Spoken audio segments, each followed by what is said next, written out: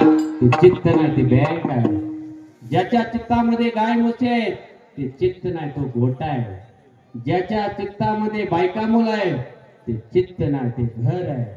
आणि महाराज ज्याच्या चित्तामध्ये राजकारण आहे ना ते चित्त नाही ते लोकसभा विधानसभा आहे. आणि पुढचा शब्द आहे का, ज्याच्या चित्तामध्ये देव आहे ते चित्त नाही ते मंदिर आहे मंदिर. एवढी ताकद महाराज चित्तामध्ये. आणि माझ्या मामांनी सुद्धा तेच केलं महाराज, चित्त देवाशी एकरूप केलं. आणि महाराज पंचमहाभूतावरती ह्या मामांनी सत्ता केली.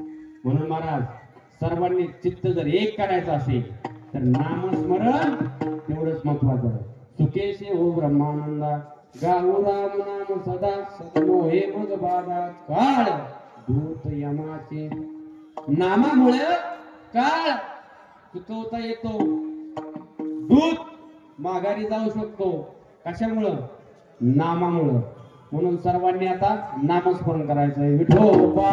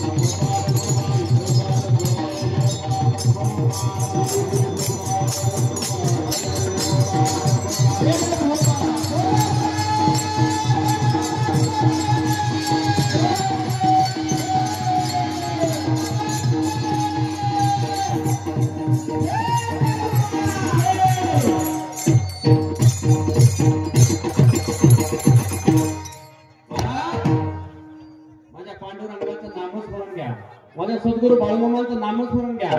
तुमचं दुःख महाराज देव सुद्धा ह्या संतांच्या भूमीची अपेक्षा करतो. ऐका हो, ऐका माय बापा हो, संतांची ताकद काय, माझ्या सद्गुरू बाळूमामांची ताकद काय, माझ्या ज्ञानोबरायांची ताकद काय, माझ्या तुकोबरायांची ताकद काय. ऐका हो, ऐका. देव आहे ना संतांच्या भूमीचा वास करायसाठी, विश्रांती घेण्यासाठी देव सुद्धा अपेक्षा करतो.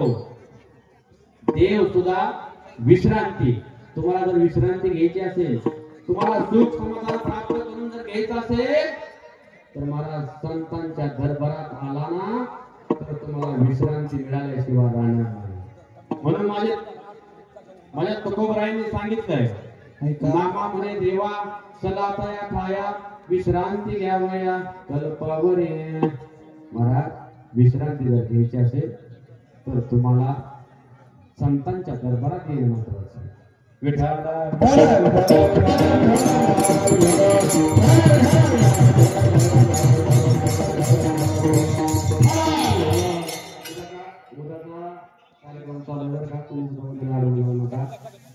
जागेवर थांबा.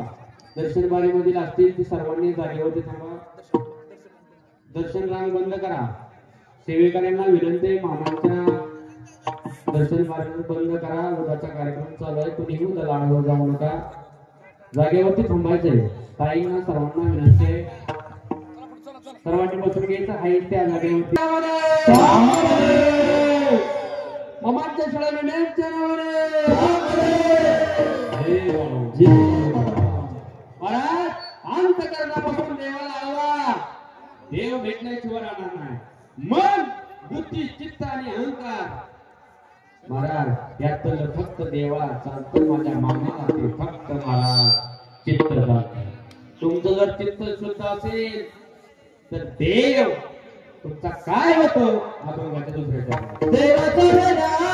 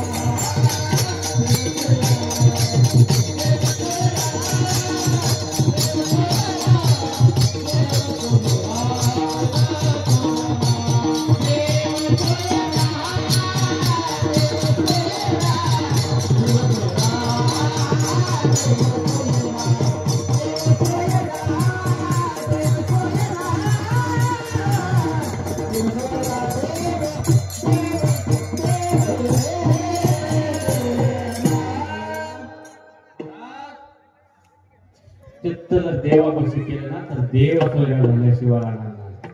देव सोयरा होईल यात नवल नाही, पण देव सोय प्रत्येकाची करेल हे नक्कीच.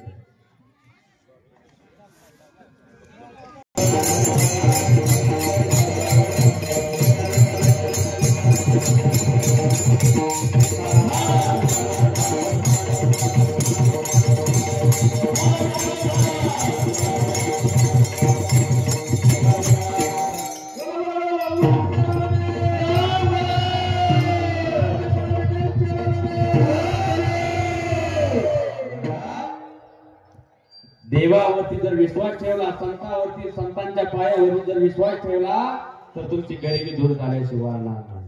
माझ्या मामांचा भक्ताचा प्रसंग सांगेल. धोंडीराम धोंडीराम पाटील म्हणून मला भक्त होता. असा एवढा भक्त होता, एवढा गरीब होता, एवढा गरीब होता. हो, इतकी गरिबी जळता जळ नाही बरं का टेलर साहेब. एवढी गरिबी होती, जळता जळ एवढी गरिबी होती. गरिबीतला प्रकार आहे ना, एवढी गरीब होती. त्यांनी फक्त डोक्यात ठेवलं होतं की आता आपल्याला वाढण्याचा डोह जवळ करायचा आणि आपला देह संपवून टाकायचा. पण अरे एक जणांनी असं सांगितलं होतं की एक तो आत्मापूरला जा, आत्मापूरला गेला ना, अरे जो एक ते बाळू धनगर नावाचा एक संत आहे, एक सेवेकरी आहे, तो असा देतोय की ज्याला हात नाही त्याला हात देतो, ज्याला पाय नाही त्याला पाय देतो, अरे ज्याला जीव नाही त्याला जीव सुद्धा देतोय. इतका ताकदवान हा बाळू धनगर नावाचा भक्त आहे. तिथं जा, उराची स्वप्न बाळगलं होतं आपल्याला मेल्याशिवाय पर्याय नाही.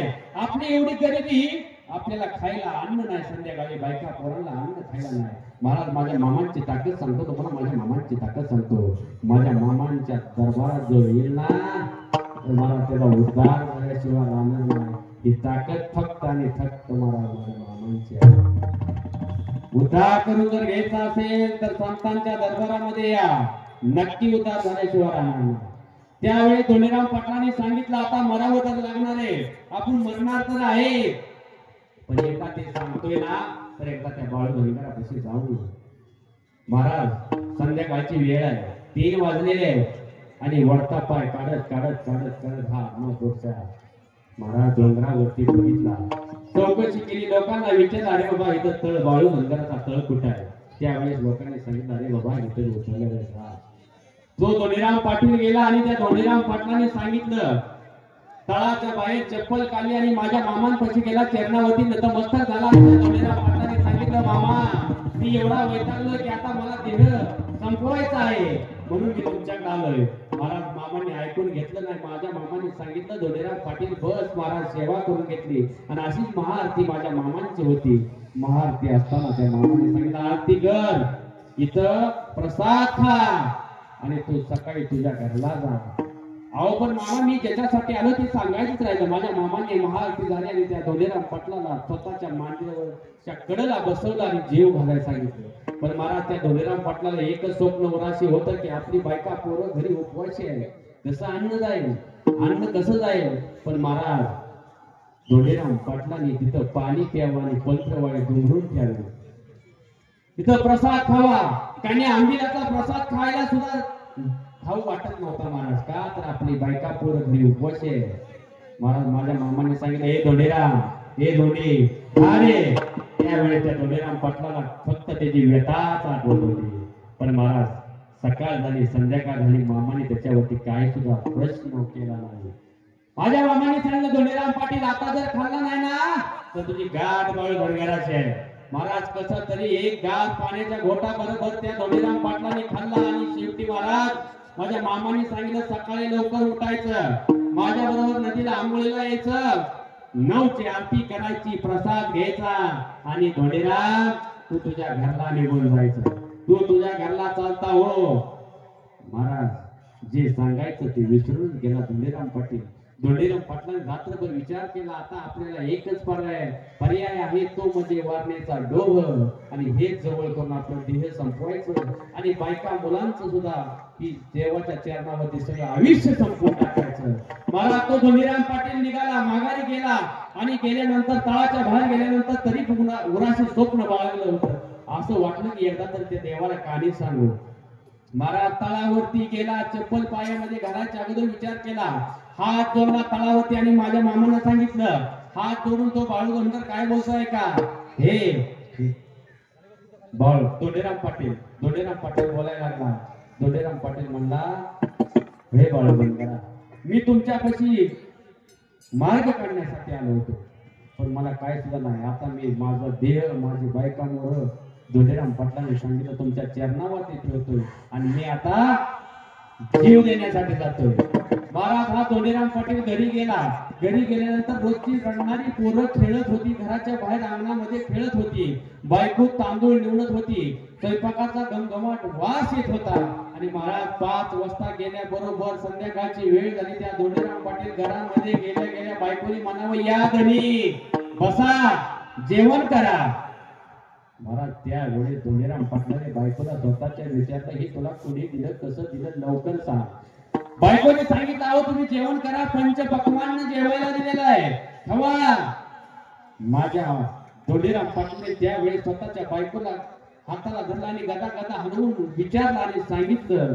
ती बायको म्हणाली, अहो तुम्ही काल 4 वाजता त्या बाळू धनगराच्या तळावरती गेलताना त्यावेळेस तुमचा 5 वाजता एक तुमचा मैत्र आलता, डोक्यावरती गाठोडं घेऊन आलता. बरोबर आहे का? ज्या वेळेस हा धोंडीराम पाटील मामांच्या तळामध्ये आलताना ऐका, तळामध्ये पाय दिले केवढी किंमत झाली. महाराज त्या धोंडीराम पाटलाच्या बायकोने सांगितलं, ज्या वेळेस तुम्ही त्या बाळू धनगराकडे गेलताना त्यावेळेस एक तुमचा मैत्र डोक्यावरती गाठोड घेऊन आला होता. त्यांनी सांगितलं मला धोंडीराम पाटील रस्त्यात भेटलाय आणि त्यांनी ही माझ्या डोक्यावरती गाठोड दिलंय. गाठोड दिले बरोबर असं म्हणल्या मला त्या धोंडीराम पाटील मटकन खाली बसला आणि माझ्या मामांना विनंती केली, मामा तुम्ही माझ्यासाठी एवढं ओझं घेऊन आला. अरे हा देव तुम्ही एका हाताने माझ्या बाळू मामाला द्या, हा देव तुम्हाला 1000 हाताने दिल्याशिवाय राहणार नाही. म्हणून मला ही ताकद माझ्या मामांची ताकद आहे ना. तुम्हाला जर ताकद देव सहाय्य करून घ्यायचं असेल तर माझ्या मामांचं सर्वांनी भजन करायचं, सर्वांनी हात वर करायचे. नातेपुते नगरी झुमझुमली पाहिजे. आज आपल्या नातेपुते नगरीमध्ये मामांचा दरबार आलेला आहे. सर्वांनी अंतकरणाने हात वर करायचे, माझ्या मामांचं भजन करायचंय. नमः शिवाय नमः शिवाय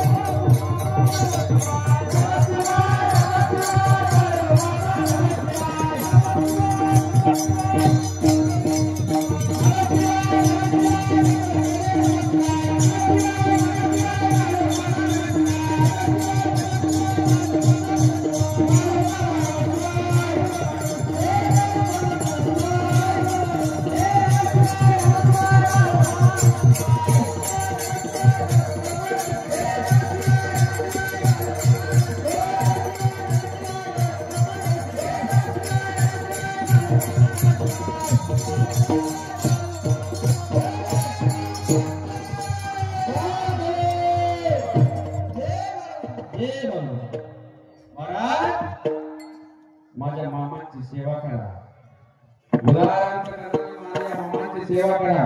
आणि तुम्ही लय नाही पण महाराज 8 दिवस माझ्या मामाची निष्काम भावनेने सेवा करा. महाराज तुम्हाला 9व्या दिवशी फळ दिल्याशिवाय हा जगाचा मालक राहणार नाही. ही ताकद ह्या तळाची नाही माझ्या मामांची. म्हणून मला तुम्ही जर तळावरती आला तर देवाला काय मागायचं याचं सुद्धा ज्ञान आणि तुकोबरायला सांगितलं. देवाच्या दरबारात गेल्यावरती काय मागायचं याचं सुद्धा शिक्षण आहे.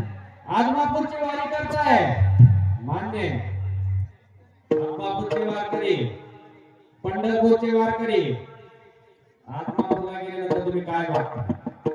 माझ्या मामांच्या दरबारामध्ये आदमापूरला गेल्यावरती काय मागता? काय मागता वारकरी? शेडगे साहेब कुठे गेले तुमचे वारकरी?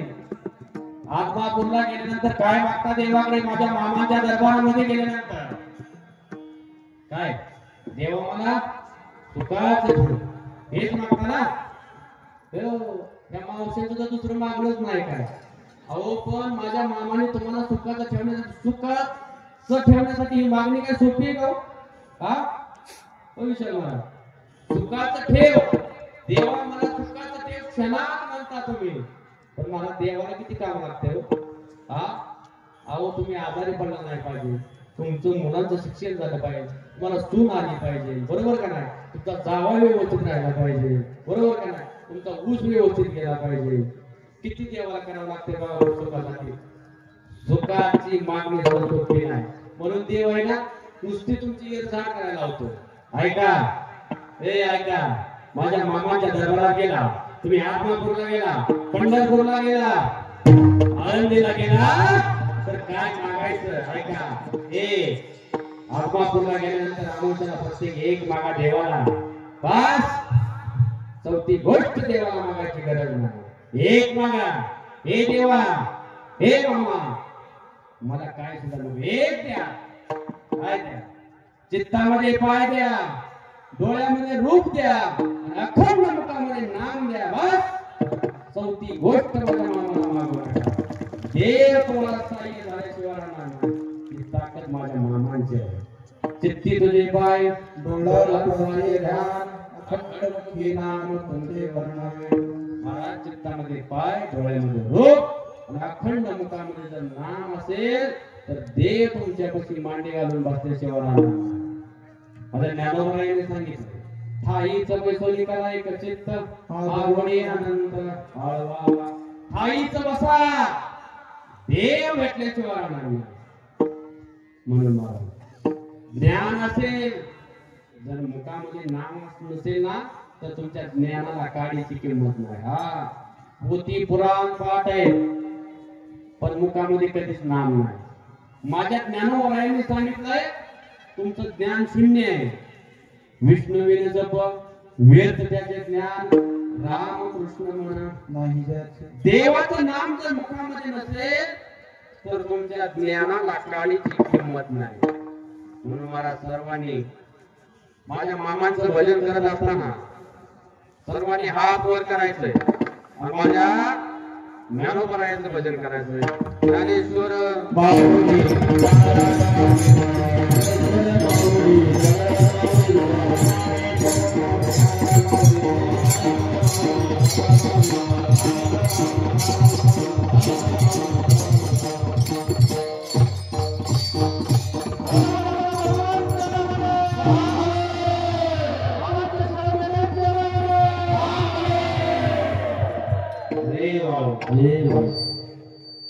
अंतरिक्ष घेतो मोडी पाहे तोडी भावाचे.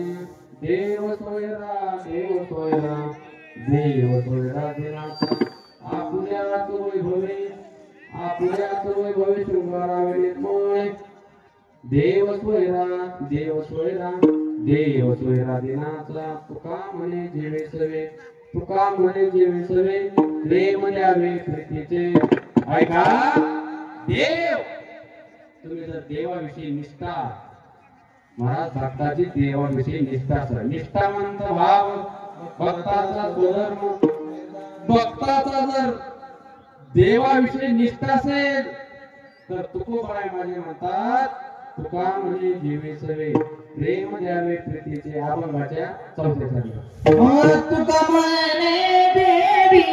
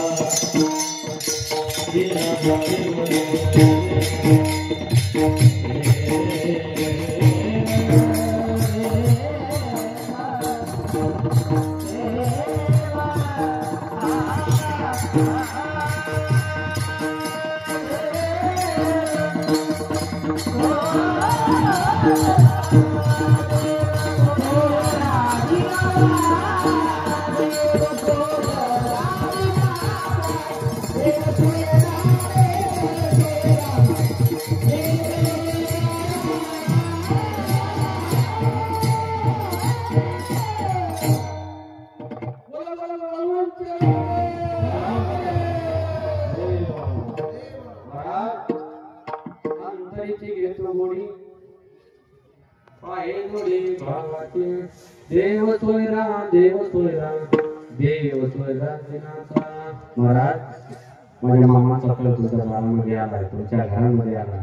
भाग्यवान समजा नाते कुठे नगरीकर. अरे देव कुणाच्या हिताला देगा रिकामा नाही. काहीतरी भाग्यवान असा, काहीतरी भाग्यवान पवित्र आणि पावन नगरी, नाते कुठे नगरी. शंभू महादेवाच्या स्पर्शाने पदस्पर्शाने पावन झालेली नगरी आहे. म्हणून माझा देव 2 वेळेस मला घेता आलाय.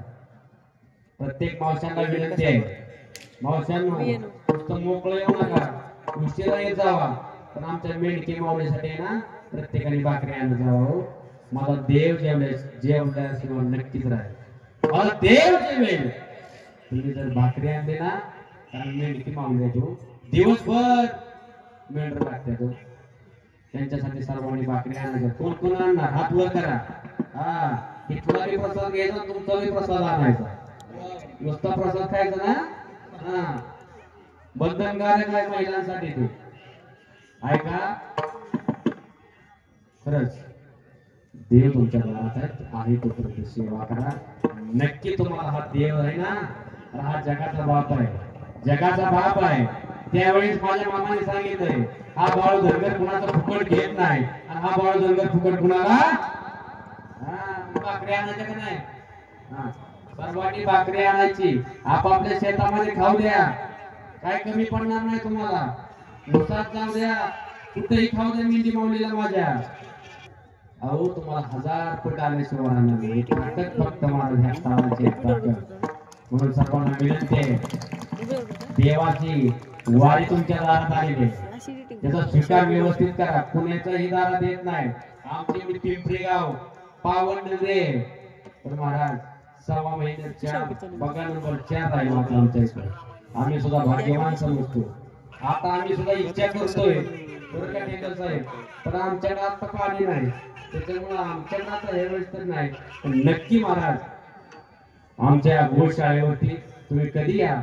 नातेपुते सिंगापूरला पिंपरी गावामध्ये घाटाच्या पायथ्याला गोशाळेचं भव्य असं आम्ही नियोजन केलेलं आहे. त्या ठिकाणी माझ्या मामांचा तळ येईल असं मी गादीवरती बोलतोय. नक्कीच एक दिवस तळ यावी ही माझी अपेक्षा आहे, आणि येणार महाराज, कारण माझा भाव खरा आहे.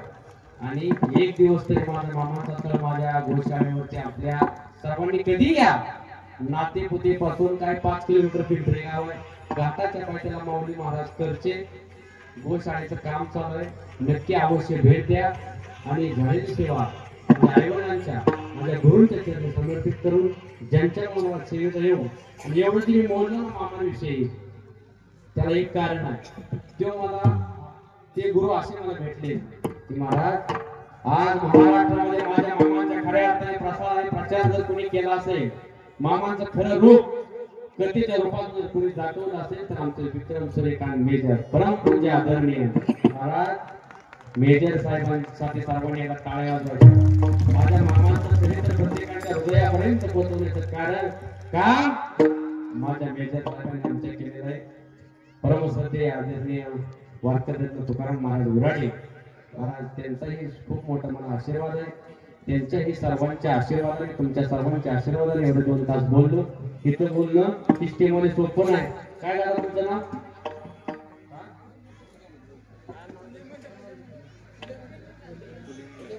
वा गुले साहेब आहेत का? मग काय गुलेचं मला तरी वाटलं जर का तुम्हाला डायरेक्ट नाव नको घ्यायला. कारण अख्ख्या माळशिरस तालुक्यात गुलेंशिवाय एवढं डेकोरेशन करू शकत नाही. आणि नक्की मला माहिती विषय म्हणून थोडंसं केलं असं आमच्या शेळके साहेब त्रास नसाल दिला. हा आणि नक्की तुम्हाला माझे मामाला येत्या वर्षात तुम्हाला याची प्रायचित्त भेटल्याशिवाय राहणार नाही. शेळके साहेब चुकीचं आहे का? महाराज माझा साक्षात्कार सांगतोय. अहो मी कायच नव्हतो हे फक्त माझ्या मामांचा भंडारा आता मी तोंडात टाकून बोलतोय. महाराज ही ताकद फक्त भंडारीची आहे आणि ताकद ही फक्त श्रद्धेची आहे. जसा निष्ठा देवाविषयी असेल तसा देव तुम्हाला भेटतो. म्हणून सर्वांनी माझ्या मामांची सेवा करा, माझ्या मेघी माऊलींची सेवा करा. आणि महाराज आमचे अमोल महाराज सोड एक आम्ही बघितले. आमचे गायक माऊली महाराज असतील, पवार महाराज असतील, आमचे वारकरी शिक्षण संस्थेचे शिक्षक गुरुजी आमचे विशाल महाराज जाधव उत्कृष्ट अशी पकवाजाला साथ केली. त्यांच्याही चरणावरती शिरकुमार झुकवतो. आमचे विनय आप्पाचेही चरणावरती शिरकुमार झुकवतो. त्याचबरोबर सर्व चॅनलवाले कुणाचंच नाव घेत नाही. हा आणि आमचे पत्रकार देवराव त्यातील त्यांच्याही चरणावरती शिरकुमार झुकवतो. अण्णा आहेत का? अण्णा त्यांच्याही चरणावरती शिरकुमार झुकवतो. धन्यवाद सेवा माझ्या आईवडिलांच्या गुरुच्या चरणी समर्पित करून या सेवेला याच ठिकाणी तुकाराम